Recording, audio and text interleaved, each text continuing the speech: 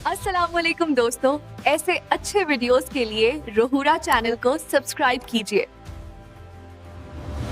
इबादत और कोशिश के बाद ना अक्सर एक सवाल दिल में रह जाता है, क्या जो कुछ किया वो कबूल भी हुआ? ये एक ऐसा सवाल है जो ईमान की गहराई से जुड़ा है। तो आइए आज इसकी कुछ निशानियों को समझने की कोशिश करते हैं। यही वो सवाल है जो खुलूस से दिल से की गई हर तौबा के बाद दिल में गूंजता रहता है, क्या मेरी तौबा कबूल हुई? लेकिन सुनिए, सबसे पहली खुशखबरी तो यही है, कबूलियत के बारे में ये फिक्र, ये परेशानी बजाते खुद ईमान की एक बहुत बड़ी निशानी है। ये इस बात का सबूत है कि दिल जिंदा है और उसे अपने रब की परवाह है। तो कबूलियत की पहली और शायद सबसे गहरी निशानी हमारे अंदर से ही शुरू होती है, और वो है दिल का नरम हो जाना। ये एक बहुत गहरी तब्दीली है। पहले क्या था?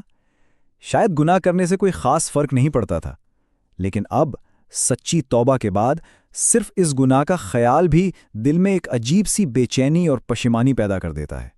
तो ये जो एहसास पेशिमानी है ना, ये कोई सज़ा नहीं है, बिल्कुल नहीं, बल्कि ये तो अल्लाह की तरफ से हिफाजत का एक तोहफा है, एक ऐसी ढाल जो इंसान को पाक रखती है। ये इस बात की अलामत है कि दिल अभी जिंदा है। और यहीं से एक और खूबसूरत तब्दीली आती है। जब तौबा कबूल होती है ना, तो अल्लाह तकब्बुर की जगह आजिज़ी और इनकिसारी पैदा कर देता है। इंसान अपनी गलतियों के लिए बहाने नहीं ढूंढता, बल्कि उन पर शर्मिंदा होता है। अच्छा, ये तो हुई अंदर की बात। अब देखते हैं कि ये तब्दीली बाहर हमारे अमाल में कैसे नजर आती है। तो आइए दूसरी अलामत को देखते हैं, जो है हमारी आदतों में तब्दीली। देखें, कबूलियत सिर्फ एक एहसास का नाम नहीं, ये अमल का नाम है। इसका मतलब है उन तमाम रास्तों को बंद कर देना जो गुनाह की तरफ वापस ले जाते हैं, बुरी सोहबत को अच्छी सोहबत से बदलना और पुरानी आदतों की जगह नई अच्छी आदतें अपनाना। और यहाँ एक बहुत अहम उसूल है, अल्लाह को छोटे लेकिन मुस्तकिल नेक अमाल कभी कभार किए जाने वाले बड़े बड़े कामों से कहीं ज्यादा पसंद हैं। गुनाह के बाद फौरन पशिमानी के साथ अल्लाह की तरफ पलटना, ये कोशिश अल्लाह को बहुत प्यारी है। इस ख्याल को कितनी खूबसूरती से बयान किया गया है।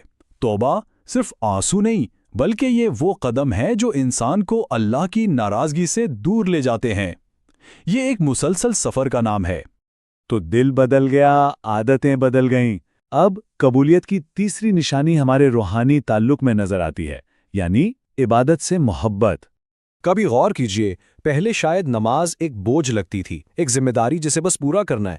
लेकिन कबूलियत के बाद वही सजदा, वही नमाज रब के साथ एक ज़ाती, एक पुरसुकून गुफ्तगू बन जाती है।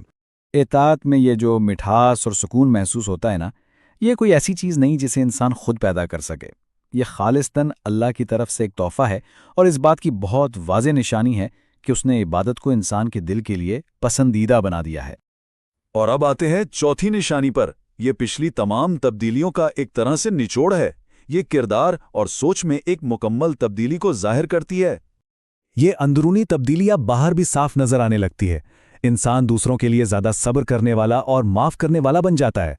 खानदान के साथ उसका रवैया और नरम हो जाता है, मामलात में ईमानदारी आ जाती है, और दूसरों पर फैसले सुनाने के बजाय आजिज़ी पैदा होती है। यहाँ तक कि इंसान की जो अपने आप से गुफ्तगू होती है ना, वो भी बदल जाती है। जहाँ पहले मायूसी की सरगोशी होती थी कि तुम बहुत गुनाहगार हो, तुम कभी नहीं बदलोगे, अब उम्मीद से भरा दिल जवाब देता है, हाँ मुझसे गुनाह हुआ, लेकिन मेरा रब सबसे ज्यादा रहम करने वाला है। और इसी तरह कनात का मतलब ही बदल जाता है। ये इस बात में नहीं कि जो मांगा वो मिल गया, बल्कि इस गहरे भरोसे में है कि जो मिला उसके पीछे अल्लाह की कोई ना कोई हिकमत है। ये वो मकाम है जहाँ इंसान की अपनी ख्वाहिश पर अल्लाह की रजा गालिब आ जाती है। इस पूरी तब्दीली का सबसे खूबसूरत नतीजा क्या निकलता है कि जिस शख्स पर रहम किया जाता है ना, वो खुद दूसरों के लिए रहमत बन जाता है। वो अपनी कमजोरियों को याद रखता है, इसलिए वो दूसरों की गलतियों पर सख्ती करने के बजाय नरमी और हमदर्दी से पेश आता है। तो इस सारे तज्जिये का जो निचोड़ है वो इस एक जुमले में है, कबूलियत को सिर्फ बाहर के नताइज से मत नापें, बल्कि उस अंदरूनी तब्दीली के सफर से नापें जो इंसान ने तय किया है। क्योंकि कबूलशुदा तौबा का असल फल एक चमका हुआ दिल और एक खूबसूरत किरदार है। ये एक ऐसी अंदरूनी और बैरूनी खूबसूरती है जो इंसान की पूरी जिंदगी को रोशन कर देती है। तो आखिर में ये सवाल अपने आप से पूछने का है, क्या कबूलियत का पैमाना सिर्फ फौरी नताइज हैं, या फिर तब्दीली का वो खूबसूरत सफर जो एक इंसान अपने रब के लिए तय करता है?